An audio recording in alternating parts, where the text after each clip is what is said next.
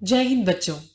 क्या आपको ऐसा लगता है कि शिक्षा एक मूल अधिकार है और हम सभी को शिक्षा प्राप्त करने का पूरा अधिकार होना चाहिए? शिक्षा एक ऐसी ज्ञान की ज्योति है जिससे हम अपनी परिस्थिति न सिर्फ बदल सकते हैं बल्कि सच में दुनिया की बहुत सारी समस्याओं से निपट सकते हैं। वैसे तो सभी देशों में सभी के लिए स्कूल उपलब्ध कराने की पूरी कोशिश की जाती है, किंतु क्या शिक्षा हर एक बच्चे तक पहुंच पाती है? आज हम एक ऐसी कविता पढ़ने वाले हैं जो इन्हीं चीजों के बारे में बात करती है। ये कविता सर स्टीफन स्पेंडर के द्वारा लिखी हुई है।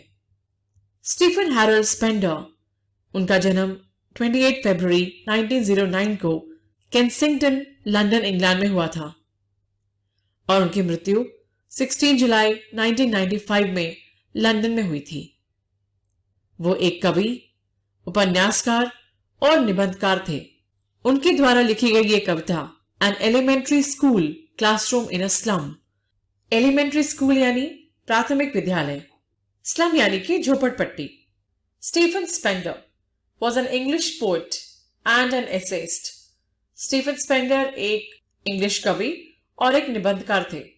He left University College, Oxford without taking a degree and went to Berlin in 1930.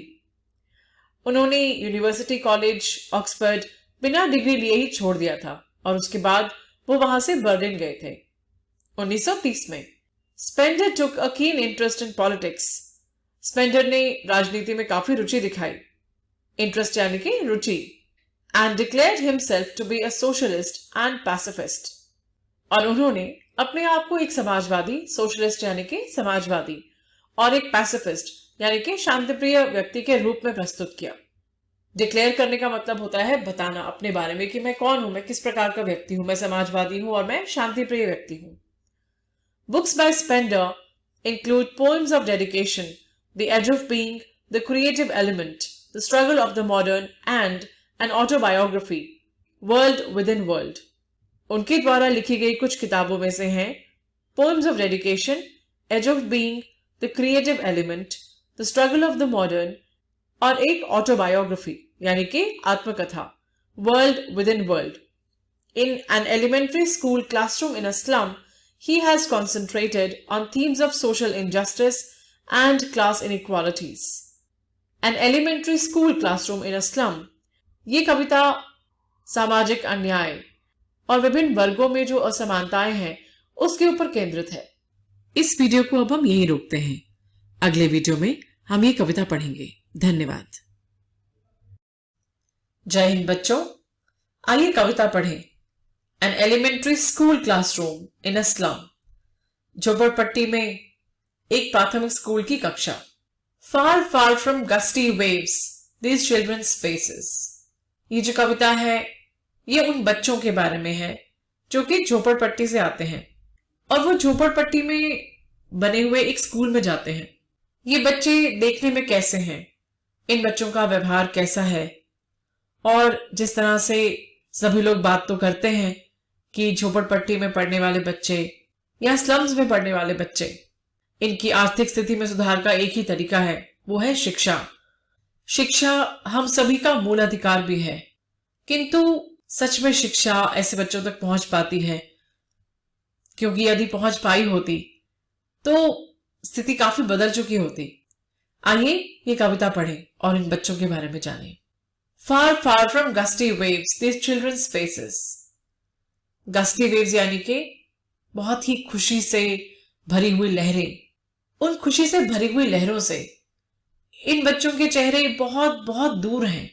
फार फार यानी बहुत दूर। Like rootless weeds, the hair torn round their paler. पेलर इस केस में क्या है? उनके मुरझाए हुए से, फीके से पड़े हुए चेहरे। उनके फीके से मुरझाए से चेहरों के ऊपर जो उनके सिर पे बाल हैं, वो बाल कैसे हैं? Rootless weeds.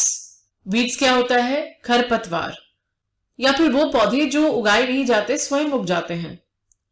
तो वो इस प्रकार के खरपतवार की तरह हैं जिनकी जड़ें भी नहीं है, तो वो ऐसे ही लहरा रहे हैं और कभी भी निकल जाएंगे। इस प्रकार के उनके बाल लगते हैं। The tall girl with a weighed down head, वो लंबी लड़की जिसका बहुत ही भारी सा सिर झुका हुआ है। उसका शरीर उसके सिर के अनुपात में लंबा भले ही है लेकिन बहुत पतला सा है, क्योंकि वो कमजोर है, उसे पर्याप्त भोजन नहीं मिलता, तो उसका सिर बिल्कुल भारी सा है। The paper seeming boy with rat's eyes, जो इतना दुबला पतला सा है लगता है कागज का बना हो। उसकी चूहे की जैसी आंखें हैं। चूहे की जैसी आंखें क्यों बोला? बाहर की तरफ होती हैं, बाहर की तरफ निकली हुई होती हैं। उनमें एक चमक होती है और एक चंचलता होती है, क्योंकि वो हर समय कुछ ना कुछ ढूंढ रहा होता है। वो हर समय कोई ना कोई चीज खोज रहा होता है, खाने की कोई चीज खोज रहा होता है। तो उसकी आंखों में जो चमक होती है वो चमक व्याकुलता की होती है, वो चमक खुशी की नहीं होती, और वो बाहर को निकली हुई होती है। तो इसी प्रकार से एक बच्चा है वहां पर। The stunted unlucky heir of twisted bones reciting a father's gnarled disease. एक बच्चा और है, वो स्टंटेड है। स्टंटेड का मतलब एक ऐसा बच्चा जिसकी ग्रोथ रुक गई हो, जिसकी हड्डियों का विकास ठीक से नहीं हुआ, तो उसकी हड्डियां ठीक से विकसित नहीं है, वो स्टंटेड है, उसका विकास रुक गया है। अनलकी ईयर, और ऐसा क्यों है? क्योंकि उसके जो पिता थे उनको एक gnarled डिजीज थी, उनको एक बहुत बड़ी बीमारी थी, जिसके कारण उनका शरीर बहुत कमजोर था, उनके शरीर की हड्डियां बहुत कमजोर थी, और इसी कारण से उसे विरासत में अपने पिता की ये बीमारी मिली है।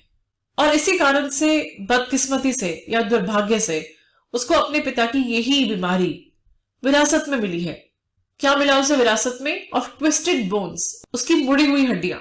His lesson from his desk, उसका पाठ जो केवल वो अपनी जगह पर बैठे बैठे ही पढ़ पाता है। At back of the dim class one unnoted sweet and young, और क्लास में सबसे पीछे डिम क्लास यानी कि वो बहुत ही मायूस सी, बहुत ही उदासी जो क्लास है, उसमें सबसे पीछे एक बच्चा और बैठा है, अननोटेड, किसी का उसके ऊपर ध्यान नहीं जाता। स्वीट एंड यंग, वो काफी प्यारा सा है, काफी युवा है। His eyes live in a dream, उसकी आंखों को देखकर लगता है कि उसकी आंखें केवल सपने ही देखती हैं। Of squirrels game in tree room other than this, और जो उसके आसपास हो रहा है वो सब देखने की जगह वो गिलहरी को खेलते हुए देखता रहता है। तो ये चित्रण आपने देखा उन बच्चों का जो उस क्लास में बैठे हुए हैं। एक लंबी लड़की है, एक पेपर सीमिंग लड़का है जिसकी चूहे जैसी आंखें हैं, एक ऐसा बच्चा है जिसकी हड्डियों का विकास सही तरीके से नहीं हुआ, केवल एक बच्चा है जिसको कवि स्वीट एंड यंग कहते हैं, जो अपने सपनों की दुनिया में रहता है। अब कवि उस कक्षा के बारे में बताते हैं कि वो कक्षा कैसी है, वहां पर उनके पास क्या सुविधाएं हैं, या फिर उनका कमरा कैसा है जहां पर बैठ के वो पढ़ते हैं। और सार क्रीम वॉल्स डोनेशंस, उनकी जो दीवारें हैं वो खट्टे क्रीम जैसी हैं, मतलब उसमें बहुत से निशान हैं, वो बहुत गंदी सी दीवारें हैं। उनका ये स्कूल डोनेशंस पे चलता है। Shakespeare's head, cloudless at dawn, civilized Rome riding all cities. उनकी क्लास में पोस्टर्स लगे हैं शेक्सपियर के सिर का पोस्टर है। क्लाउडलेस एट डॉन, जो भोर है वो भी क्लाउडलेस सी है, क्लाउडलेस यानी बिना बादलों का, तो जो आसमान भी वहां पर दिखता है उन्हें, वो भी बिना बादलों का है, बिना किसी सुंदरता का है। सिविलाइज्ड डोम राइडिंग ऑल सिटीज, सिविलाइज्ड वो जो सभ्य डोम है, वो जो सभ्य घर है जो कि डोम के आकार के हैं, यानी गुंबद के आकार के हैं, जो शहरों पर राज करते हैं, यानी कि अमीर जो शहरों पर राज करते हैं।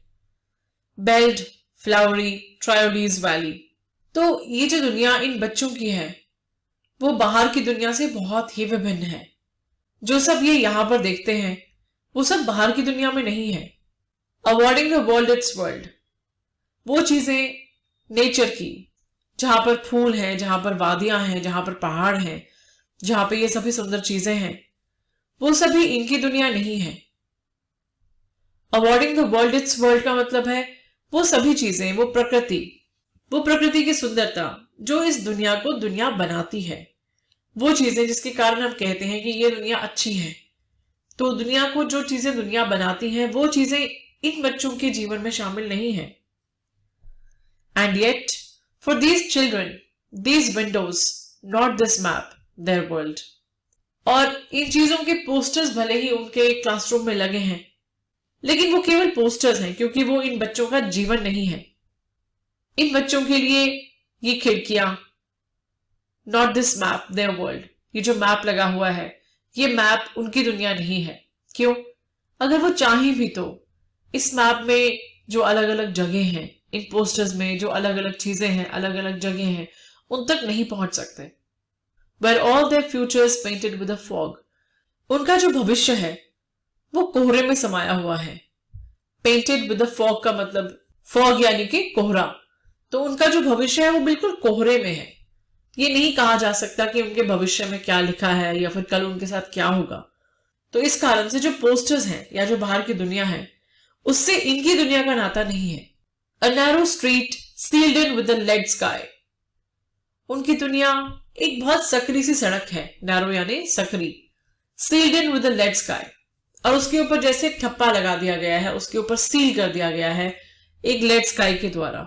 लेड यानी कि सीसा, तो कैसा होता है? सिलेटी से रंग का, बेनूर सा, बेरंग सा।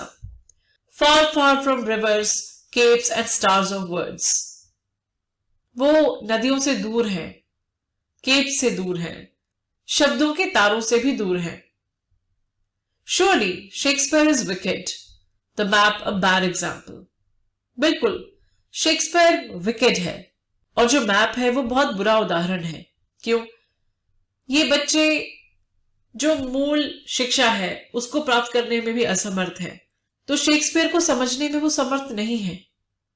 यदि वो शेक्सपियर को पढ़े भी तो उसमें दी हुई कई सारी चीजें हैं जिनसे वो रिलेट नहीं कर पाएंगे, जिनसे वो अपनी दुनिया की तुलना नहीं कर पाएंगे। अपनी दुनिया में और शेक्सपियर की दुनिया में कोई समानता नहीं देख पाएंगे। जबकि शेक्सपियर सच में बहुत ही अच्छे लेखक रहे हैं, उनके द्वारा लिखा गया लिटरेचर उसका तो कोई मुकाबला ही नहीं है, किंतु ये बच्चे उसे रिलेट नहीं कर सकते। और जो मैप है वो एक बुरा उदाहरण है। मैप एक अच्छा उदाहरण नहीं है, जैसे कि मैंने आपको अभी बताया। मैप को वो देख सकते हैं किंतु हर जगह पे वो जा नहीं सकते। With ships and sun and love tempting them to steal, जब वो शिप्स देखते हैं, सूरज देखते हैं और प्रेम के बारे में जानते हैं, तो उनके मन में चोरी करने का लालच आता है, क्योंकि उन्हें लगता है ये चीज हमें वैसे तो मिल नहीं सकती, तो क्या हम इसको चोरी करके ले लें। For lives that slyly turn in their cramped holes, ऐसा जीवन जो अपने cramped यानी कि बिल्कुल घुटे हुए होल्स में, अपने घुटे हुए घरों में, अपने सिकुड़े हुए घरों में अपना जीवन बिता देता है। From fog to endless night, कोहरे से शुरू होकर के अंतहीन रात की ओर। On this slag heap these children, अपने ही कूड़े के ढेर में ये बच्चे। where skins peep through by bones and spectacles of steel with mended glass like bottle bits on stones, ये बच्चे बहुत कमजोर हैं, बहुत मैल न्यूट्रिशन है, कुपोषित है। कुपोषण के कारण, भोजन ना मिलने के कारण, मूल सुविधाएं ना मिलने के कारण इनके पास तो जीवन यापन की भी मूल सुविधाएं नहीं है। शिक्षा तो उसके बाद में इनके लिए आती है। तो कवि उनके शरीर के बारे में बताते हैं कि वो दिखने में कैसे हैं। Where skins peep through by bones, ऐसा लगता है जैसे हड्डियों का ढांचा हो और उसमें से त्वचा झलक रही हो। And spectacles of steel with mended glass like bottle bits on stones, और अगर उनमें से किसी ने चश्मे पहन रखे हैं तो वो कैसे हैं? स्टील के चश्मे हैं। स्टील के यानी कि भारी चश्मे हैं, और भारी चश्मे होने के बाद वो मेंडेड ग्लास के चश्मे हैं, यानी कि अगर उनका चश्मा टूट जाता है तो उसको दोबारा वो जुड़वा नहीं पाते। उसी टूटे हुए चश्मे से देखने की कोशिश करते हैं अपनी टूटी हुई दुनिया। उनके चश्मों को देखकर ऐसा लगता है जैसे पत्थरों के ऊपर कांच के टुकड़े पड़े हों। All of their time and space are foggy slum, उनके आसपास, उनके सभी समय में केवल एक ही चीज होती है, फॉगी स्लम, वो कोहरे से ढकी हुई झोपड़पट्टी। यहां पर कोहरा शब्द कई बार प्रयोग में लाया गया है। कोहरे का मतलब कोहरा कोहरा नहीं है। कोहरे का मतलब यहां पर उदासी है, गरीबी है, बेचारगी है, असहाय होना है। So blot their maps with slums as big as doom, तो ये सारा वातावरण जिसमें वो रहते हैं, इससे उनके मैप अब यहाँ पर मैप शब्द का प्रयोग भी दोबारा किया गया है। मैप का मतलब केवल नक्शा नहीं है, मैप का मतलब दिशा भी है। मैप यानी कि नॉर्थ ईस्ट साउथ वेस्ट, तो हम दिशा की बात करते हैं। उनका जीवन दिशाहीन है, उन्हें ये नहीं मालूम कि हमारी दिशा किस तरफ है। अगर कोहरा है तो वो दिशा देख नहीं सकते। तो इसी प्रकार कोहरे से, अनिश्चितता से, गरीबी से उनकी जो जीवन की दिशा है वो कोहरे में ढकी हुई है। With slums as big as doom, और जो उनके स्लम्स हैं, जो उनके झोपड़पट्टियां हैं या जो उनके रहने का जो स्थान है वो बहुत विशाल है कि वो उसके आगे नहीं देख पाते। Unless governor, inspector, visitor, this map becomes their window and these windows that shut upon their lives like catacombs. जब तक कि गवर्नर, इंस्पेक्टर या कोई विजिटर जो उनसे मिलने आए उन्हें देखे, this map becomes their window and these windows that shut upon their lives like catacombs. जब तक कि कोई मिलने नहीं आता, जब कोई मिलने आता है तब शायद इनके पास कोई खिड़की होती है, शायद कोई खिड़की खुलती है जिसमें से शायद ये कुछ देख सकते हैं। नहीं तो उसके अलावा ये खिड़कियां वापस बंद हो जाती हैं जब कोई नहीं आता, जब कोई गवर्नर नहीं आता, कोई इंस्पेक्टर नहीं आता, कोई विजिटर नहीं आता। अब गवर्नर, इंस्पेक्टर, विजिटर का मतलब क्या है इसमें? वो व्यक्ति जिनके हाथ में कोई पावर है, जिनके हाथ में कोई शक्ति है, जो कि इनके लिए कुछ कर सकते हैं। तो यदि वो लोग आए और कुछ करें और इनके लिए खिड़कियां, दरवाजे खोलें और इनके लिए जीवन जीने के साधन खोलें, तभी इनकी किस्मत बदल सकती है, नहीं तो बहुत मुश्किल है। तो जब वो चले जाते हैं और जब कोई नहीं होता, these windows that shut upon their lives like catacombs. कैटाकोम्स क्या है? कैटाकोम्स यानी कि छोटी समाधियां या छोटे मकबरे, जैसे कि मकबरों में या समाधियों में वो लोग बंद हो जाएं। Break oh break open till they break the town. Break oh break open till they break the town. तोड़ो इन जंजीरों को, इस असहाय होने की स्थिति को तोड़ो, तोड़ो और तब तक तोड़ो जब तक कि पूरा का पूरा शहर ना टूट जाए। And show the children to green fields and make their world. और इन बच्चों को हरे भरे खेत दिखाओ, इनको नेचर दिखाओ, इनको वो दुनिया दिखाओ जिससे दुनिया बनती है। And make their world run azure on gold sands. इनको मौका दो कि ये सुंदर नीले समुद्र के सुनहरी तट पर दौड़ सकें, चल सकें। And let their tongues run naked into books. और वो जी भर के वो किताबें पढ़ सकें। The white and green leaves open. White and green leaves का मतलब क्या है? White leaves यानी कि किताबें, वो पढ़ सकें, वो दुनिया भर की किताबें पढ़ सकें। And green leaves यानी कि वो नेचर में जा सकें, वो हरे भरे नेचर को देख सकें।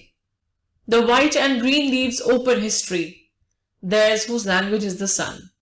और किताबें पढ़ के, नेचर के पास जा करके वो उस नेचर को देख पाए, वो उस इतिहास को देख पाए जिस इतिहास की भाषा सूर्य की भाषा है। यहां पे सूर्य की भाषा का मतलब क्या है? सूर्य का संबंध यहां पर रोशनी से है। रोशनी किसकी? ज्ञान की रोशनी। क्योंकि ये जो कविता है ये एक स्लम के क्लासरूम की कविता है। स्लम के क्लासरूम में सूर्य की रोशनी कैसे आ सकती है? अच्छी शिक्षा से आ सकती है। आशा करती हूं ये कविता आपको अच्छी लगी होगी और आपने इस कविता के द्वारा स्लम में रहने वाले बच्चों की और स्लम के क्लासरूम में पढ़ने वाले बच्चों की स्थिति को समझा होगा। धन्यवाद। तो कैसा लगा आपको ये वीडियो? आशा करते हैं आपने इसका आनंद भी उठाया होगा और आपको समझ भी आया होगा। क्या आप जानना चाहते हैं कि अगले वीडियो में क्या हुआ? अपने पाठ के बाकी वीडियोस देखने के लिए गूगल प्ले स्टोर से मोबाइल एप्लीकेशन डाउनलोड कीजिए विद्यासार। आप चाहें तो हमारी वेबसाइट पर भी जा सकते हैं www.vidyasar.com। यहाँ पर आपको केवल अंग्रेजी के नहीं, विज्ञान और गणित के वीडियोस भी देखने को मिलेंगे। तो फिर बाकी वीडियोस के लिए मोबाइल एप्लीकेशन पर मिलते हैं।